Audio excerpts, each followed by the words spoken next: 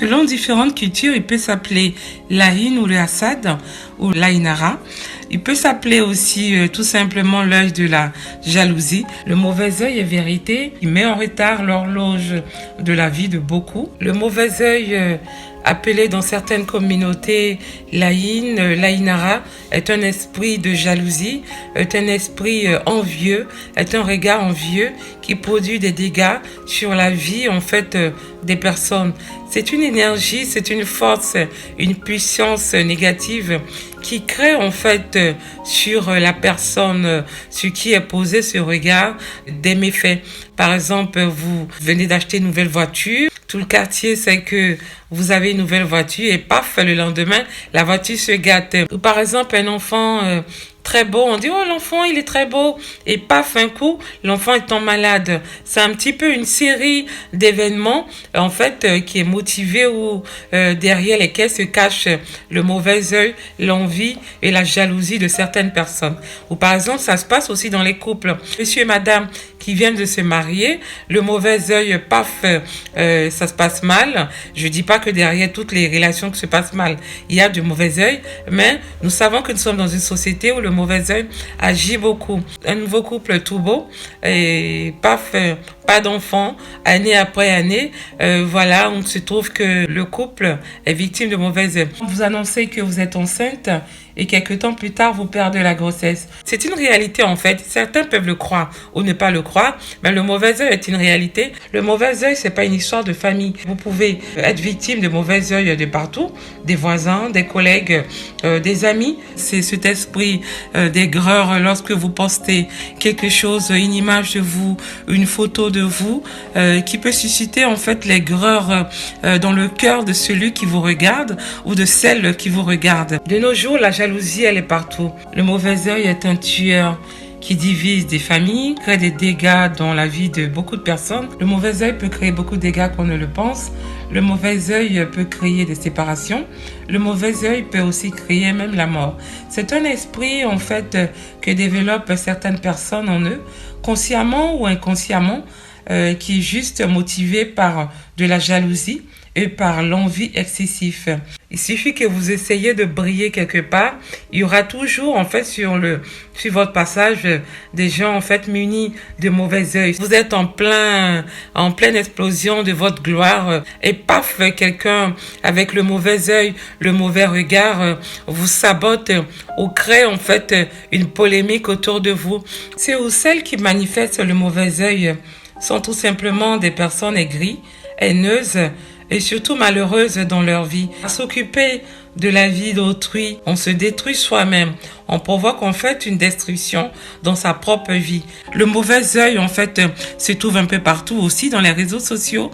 Vous pouvez trouver derrière beaucoup d'acharnement vis-à-vis d'une personne, d'un individu. Se trouve chez certains le mauvais œil. Le mauvais œil dans les temps anciens était aussi assimilé à de la sorcellerie.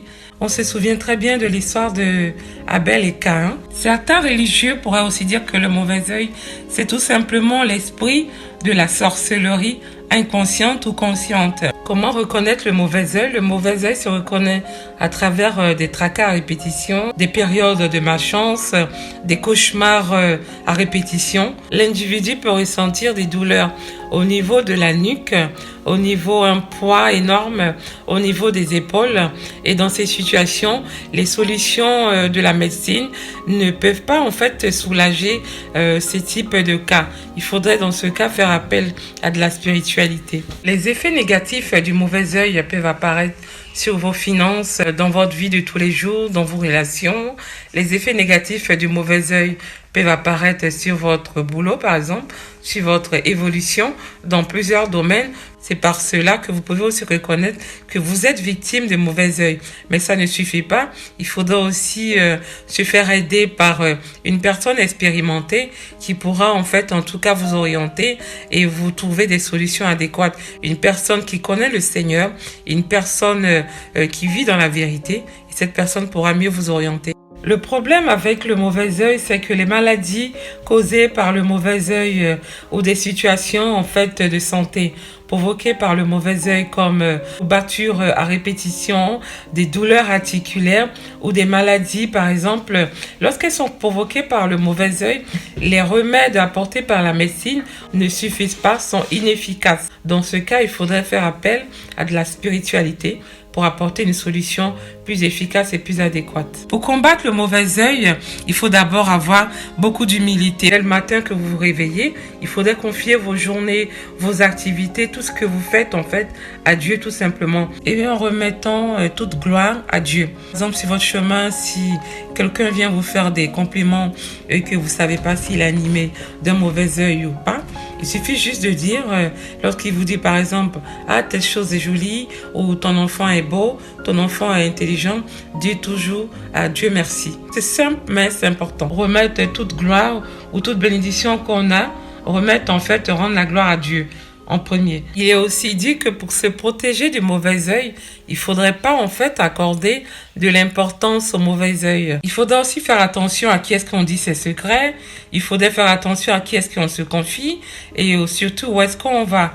Surtout un bon regard vis-à-vis des autres. Et pour se protéger du mauvais œil aussi, il faut s'appuyer sur les Écritures. Se rappeler que Dieu est le Dieu des alliances. Il faudrait tout simplement se rappeler de l'alliance que nous avons avec notre Dieu, de l'alliance de nos pères. Les pères, c'est Joseph, Abraham, Jacob et Isaac. Il faut se rappeler de cette parole du livre de Nombre 23, verset 23, qui dit tout simplement que la magie ne peut rien contre Jacob, ni la divination contre Israël. Et à partir de cette parole, vous faites votre prière en vous souvenant de ces alliances. Par ces alliances, de façon prophétique, vous faites votre prière.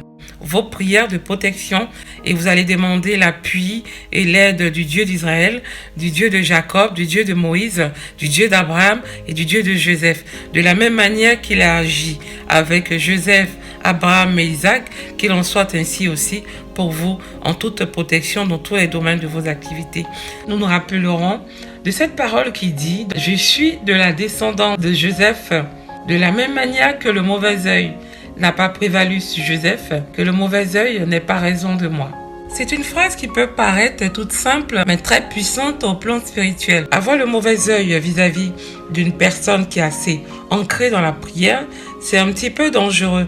Et je dirais beaucoup dangereux pour une personne qui s'hasarderait à manifester le mauvais œil. On combat le mauvais œil de la même manière qu'on combat tout simplement la sorcellerie. Le mauvais œil peut paraître banal chez certains, mais avec les dégâts que le mauvais œil produit, il est important de combattre le mauvais œil de la même manière qu'on combat la sorcellerie, par exemple. Il faut beaucoup de prières, beaucoup d'actions prophétiques et aussi beaucoup d'onction. C'est pour cela que chaque personne, à tous les niveaux, doit constamment rechercher l'onction. L'onction se retrouve dans la prière. C'est pour ça qu'il est important de prier quand on vous rend visite. Vous devez toujours intégrer la prière de façon quotidienne. Il faut vous attacher bien entendu, bien évidemment à Dieu au travers de la prière. Pour aussi empêcher de s'attirer le mauvais œil sur soi, il faudra aussi savoir à qui vous confiez, qui est-ce que vous fréquentez, les milieux où vous allez, tout simplement. Nous savons tous que le monde dans lequel nous sommes aujourd'hui n'est pas un monde de bisounours. Peu importe la gentillesse que vous pouvez avoir, il y aura toujours des personnes pour vous jalouser, il y aura toujours des personnes sans motif, en fait, pour manifester de l'envie, de la jalousie à votre égard. Donc, c'est pour cela qu'il est très important, dans tout ce que vous faites, d'intégrer, en fait, la prière. Vous allez dans votre emploi, vous devez prier. Vous faites quelque chose, vous devez nécessairement prier. Vous recevez des gens chez vous, vous devez prier parce que aussi, parmi beaucoup de visiteurs qui rendent visite aux gens dans leur maison, se trouvent des personnes aussi, je dis pas tous bien sûr, C'est pour cela que dans le temps dans lequel on est aujourd'hui, il est important de s'accrocher à Dieu pour se protéger de plusieurs malversations comme ça, de plusieurs attaques comme ça qu'on pourrait recevoir. Il est aussi très important d'être discret dans vos projets et savoir aussi à qui vous vous confiez, parce que derrière les personnes en qui on se confie souvent se cachent des personnes aussi munies d'un mauvais œil. C'est vrai qu'il faudrait pas rentrer dans la paranoïa, mais il est important de s'en protéger en tout cas. Que vous le croyez ou pas, le mauvais œil existe vraiment et le mauvais œil est une vérité. La prière permet de discerner, la prière permet de combattre. Je vous fais de gros bisous. N'oubliez surtout pas de vous abonner, de liker, de partager. Bisous et on se dit à la semaine prochaine. Bisous.